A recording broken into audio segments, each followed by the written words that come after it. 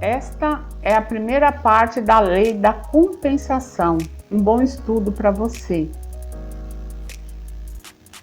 O mundo tem que me sustentar. Às vezes ouvimos pessoas dizendo com uma atitude arrogante como se eles fossem conseguir tudo na vida de forma mais fácil possível, sem nenhum esforço. Essa frase é dita geralmente à beira de fogueiras, em jantares, no rádio e é até mesmo um problema político.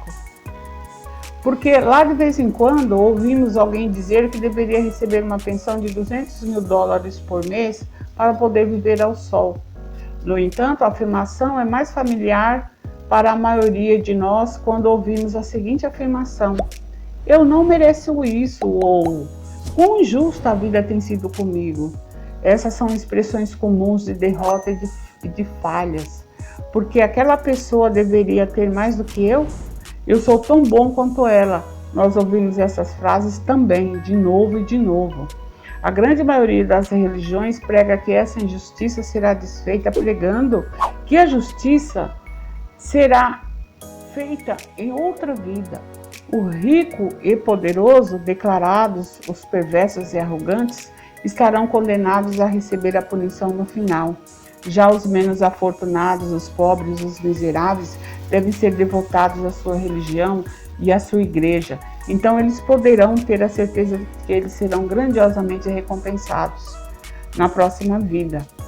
A promessa do céu e todo aquele brilho têm sido pregados a eles como esperança de futuras recompensas, que será o pagamento pelo sofrimento e falta que eles enfrentaram nesse plano da vida.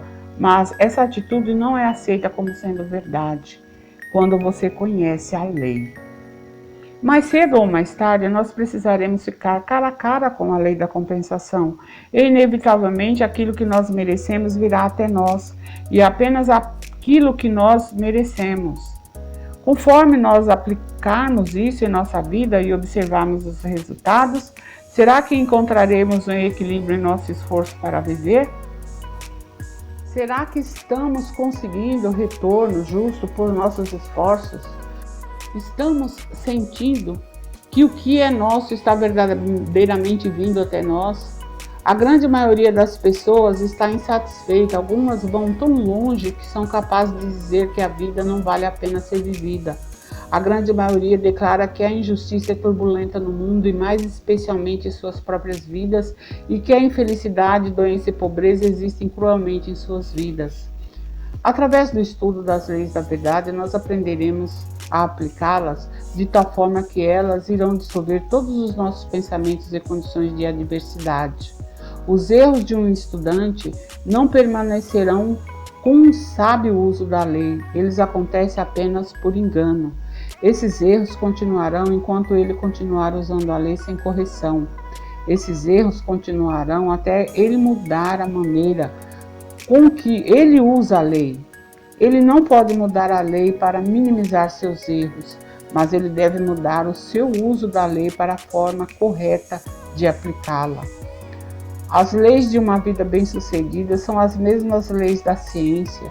Os recursos e as possibilidades estão sempre à mão, mas é problema nosso mudar o seu uso ou a aplicação da lei para que isso traga para nós condições melhores das que nós temos hoje.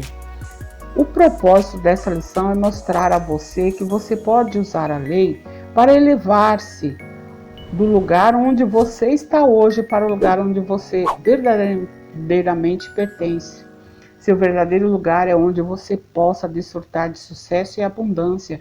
Isso é natural e é para isso que a lei se destina. Sua falha em perceber essas coisas é um engano, um erro. A lei não precisa mudar. O sucesso e prosperidade não precisam ser feitos. Eles sempre são. Mas você, ao contrário, precisa mudar. Depois os seus empreendimentos irão mudar também. Onde você muda? Bem, o volante de toda a movimentação, o controlador de toda a atividade são seus pensamentos. A chave para todo homem são seus pensamentos, disse Emerson. Por que os prisioneiros tentam conseguir as chaves das grades? Para que eles consigam a liberdade no mundo lá fora. E não existe outra maneira de sair. Também não poderá você ser livre de seus títulos, exceto através da chave, através do uso correto dos seus pensamentos. A chave para uma vida de sucesso é o ajustamento correto dos seus pensamentos. Se seus pensamentos são construtivos e apropriados, você não poderá permanecer prisioneiro. Se você está insatisfeito e infeliz, você será inspirado para alguma coisa melhor. Se você quer prosperidade e sucesso, mas não luta para mudar de nenhuma forma, como você poderá ter expectativa de que as coisas serão diferentes? Um bêbado jamais conseguirá se recuperar a menos que ele decida parar de beber. Se algum hábito domina ou aborrece você, você não será o mestre da sua vida enquanto você não decidir a mudar esse hábito. Se você está no mundo em meio à falta de limitações, você nunca conseguirá subir até você mudar suas ideias a respeito disso. Existem muitas e muitas pessoas que nascem e morrem sem conhecer nada de diferente daquilo que foi proferido a eles.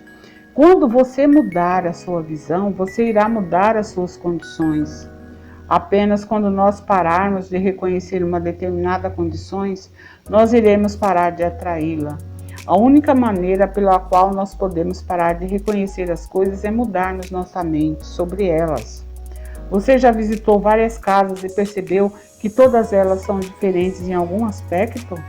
Elas são limpas, arrumadas, organizadas, brilhantes e aconchegantes, ou bagunçadas, sujas, desorganizadas, empoeiradas, desconvidativas.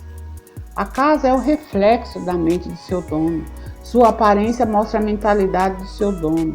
Se você está trabalhando para o sucesso, olhe para a sua casa. Se a ordem é a primeira lei, então essa deve ser também a primeira aplicação. Não, falta de dinheiro não é desculpa para uma casa desorganizada. Ela pode ser ajeitada e organizada, mesmo que você use caixas de supermercado como móveis. Se você deseja uma casa melhor, um ambiente mais refinado, melhores móveis, você precisa alterar a sua mente agora, exatamente onde você está, para que você comece a receber coisas melhores. São as pequenas coisas que contam, e muitas pequenas coisas fazem as grandes coisas. É inútil orar por uma casa melhor se você for incapaz de cuidar da que você possui hoje. Muito obrigado por assistir e ouvir essa primeira parte da Lei da Compensação. Muito obrigado mesmo. E eu vou deixar na descrição do vídeo, no primeiro comentário, o link de uma reprogramação subliminar para destravar a prosperidade na sua vida. Muito obrigada. E não se esqueça, se você gostou, de se inscrever no canal, ativar o sininho, curtir, deixar o seu comentário e compartilhar com algum amigo, com quem você conhece. E muito obrigada e até a próxima parte. Bye, bye. Tchau, tchau.